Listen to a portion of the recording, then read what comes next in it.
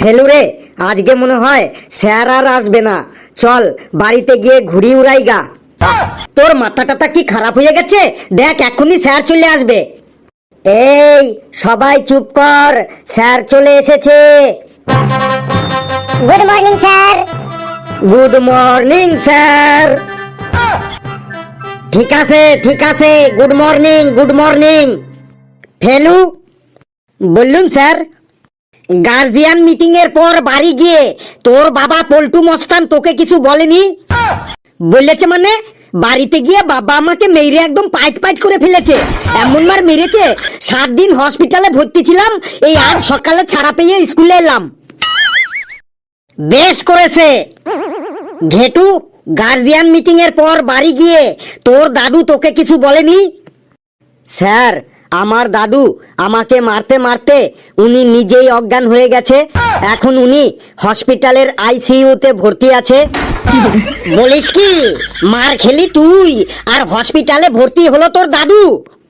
হ্যাঁ স্যার, সকালেই আমি আইসিইউতে গিয়ে দেখে এলাম। কালু, গার্জিয়ান মিটিং এর পর তোর বাবা বাড়ি গিয়ে তোকে কি বললো বল? স্যার, আমার বাবা তো গার্জিয়ান মিটিং থেকে বাড়ি গিয়েই আমাকে পায়খানার মধ্যে আটকে রেখেছিল আর বলছিল স্কুলে পড়া ধরলেই তোর পায়খানা প্রস্রাব চাপে, নে এবার যত খুশি পায়খানা প্রস্রাব কর। বাহ বাহ বাহ বাহ, বেশ করেছে, তোকে পায়খানায় আটকে রেখেছে। পেশি, গার্জিয়ান মিটিং এর দিন তোর তো মা এসেছিল তাই না? হ্যাঁ স্যার, আমার মা এসেছিল। তা তোর মা গার্জিয়ান মিটিং এর পর বাড়ি গিয়ে তোকে কিছু বলেনি? হ্যাঁ স্যার, বলেছে। কি বলেছে তোর মা শুনি? গার্জিয়ান মিটিং এর পর বাড়ি গিয়ে আমার মা আমাকে বলেছে তোদের স্যারটা খুবই সুন্দর দেখতে, খুবই হ্যান্ডসাম আর খুবই কিউট।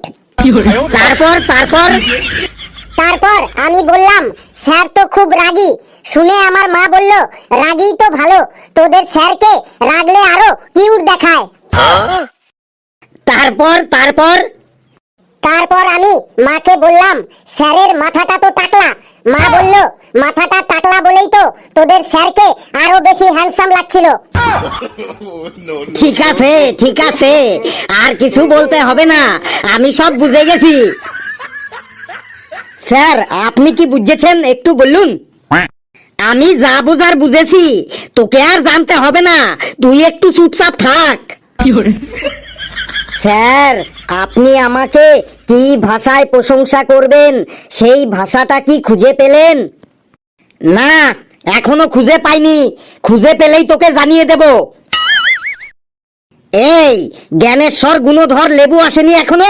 লেবুকে তো দেখছি না। আরে পল্টুর ছেলে ফেলু আমার টাকা নিয়েছে, দেব দেব বলে ফেলু ফাঁকি দিয়েছে। পল্টুর ছেলে ফেলু আমার টাকা নিয়েছে, দেব দেব বলে ফেলু ফাঁকি দিয়েছে। আমি যখন হাঁক দে বসি ফেলু বাজায় বাঁশি, হাগা করে না সুচে কেমন করে আসি। আমি যখন হাঁক দে বসি ফেলু বাজায় বাঁশি, হাগা করে না সুচে কেমন করে আসি।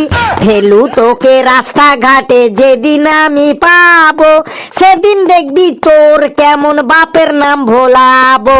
ফেলু তোকে রাস্তাঘাটে যেদিন আমি পাবো, সেদিন দেখবি তোর কেমন বাপের নাম ভোলাবো। আয় আয়, কে কার বাপের নাম ভোলায় দেখি।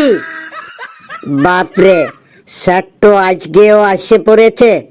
Sir, may I coming in the classroom of the ভেতরে? তোকে আর ইংলিশ বলতে হবে না, তুই এত লেট করলি কেন সেটা বল।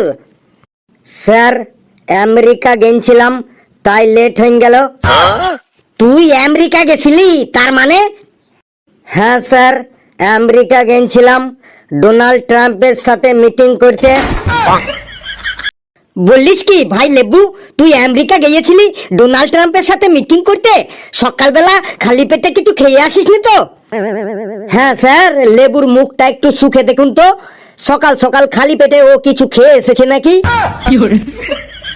এই তোরা বেশি বকবক করিস না, তোরা চুপ থাক।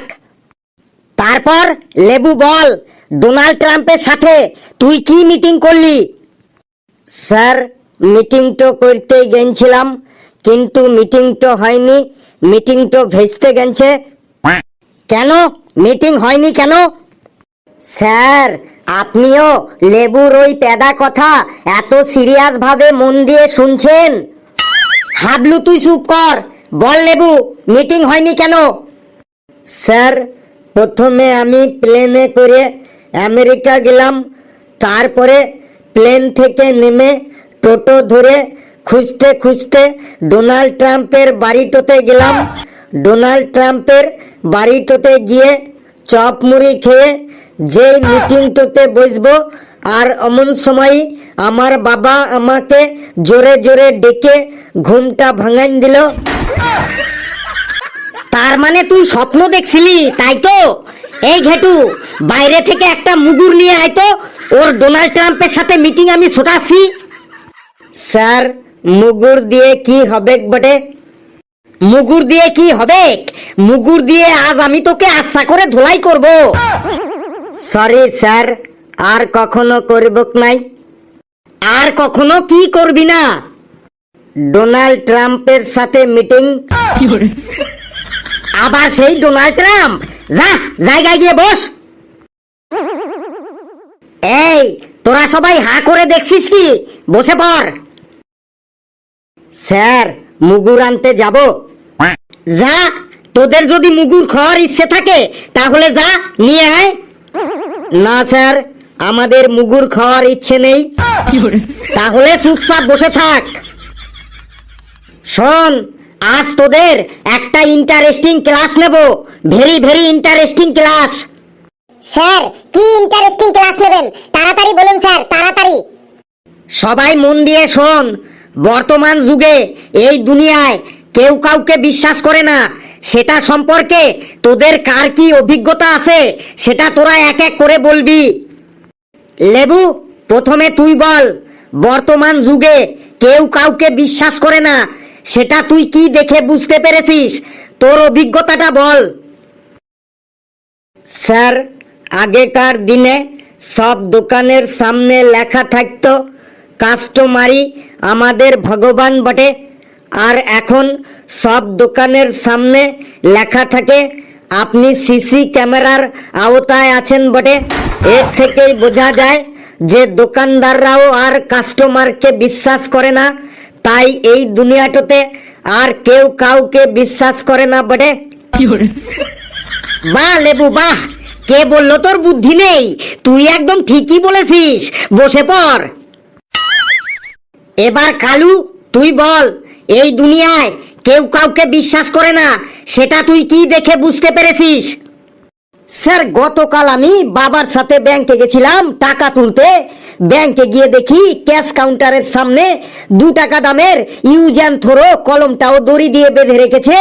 এর থেকে আমি বুঝলাম বর্তমানে এই দুনিয়াতে কেউ কাউকে আর বিশ্বাস করে না, তাই চুরি হয়ে যাবার ভয়ে 2 টাকা দামের কলমটাকেও দড়ি দিয়ে বেঁধে রেখেছে। বাহ বাহ বাহ বাহ, কালু একদম রাইট কথা বললি, বসে পড় কালু। এবার ঘেটু বল, বর্তমানের দুনিয়াতে কেউ কাউকে বিশ্বাস করে না, সেটা তুই কি দেখে বুঝেছিস? স্যার, গত পরশুদিন আমি আমার দাদুর সাথে বাজারে গেছিলাম।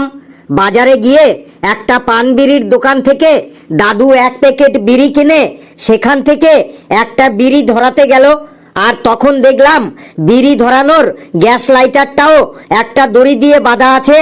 এর থেকে আমি বুঝলাম এখনকার দুনিয়ায় কেউ কাউকে আর বিশ্বাস করে না, চুরি হয়ে যাবার ভয়ে গ্যাস লাইটারটাও দড়ি দিয়ে বেঁধে রেখেছে। ওয়াহ ঘেটু ওয়াহ, একদম ঠিক বুঝেছিস, বসে পড় তুই। এবার পেশি, তুই বল তো দেখি, তুই কি দেখে বুঝেছিস যে বর্তমানে এই দুনিয়াতে আর কেউ কাউকে বিশ্বাস করে না?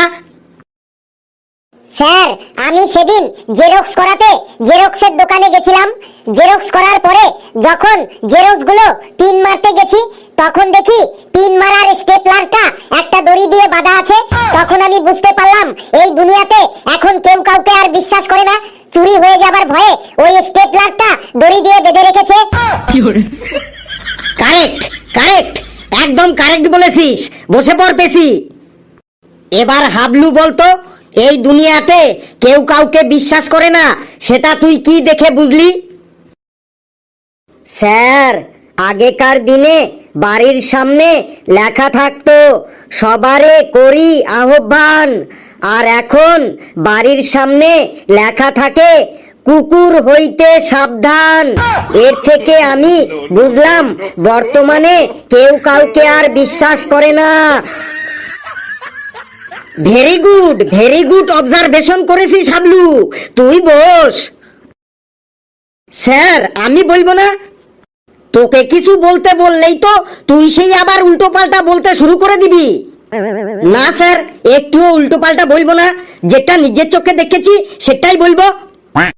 নে তাহলে বল, বর্তমানের দুনিয়াতে তুই কি দেখে বুঝেছিস যে বর্তমানে কেউ আর কাউকে বিশ্বাস করে না? স্যার, গত মাসে আমি এক্সপ্রেস ট্রেনে করে মামার বাড়ি যাচ্ছিলাম। যেতে যেতে ট্রেনের মধ্যে ট্রেনের ঝাঁকুনিতে আমার খুব জোরে পায়খানা পেয়ে গেল। তারপরে ট্রেনের পায়খানায় গিয়ে পায়খানা করার পর যখন ওই জায়গাটা ধুতে যাব, তখন দেখি পায়খানার মগটা একটা শিকল দিয়ে বাঁধা আছে। তখনই আমি বুঝতে পারলাম যে বর্তমানের দুনিয়াতে কেউ আর কাউকে বিশ্বাস করে না। তাই মগটা চুরি হয়ে যাবার ভয়ে পায়খানার মগটাকেও শিকল দিয়ে বেঁধে রেখেছে।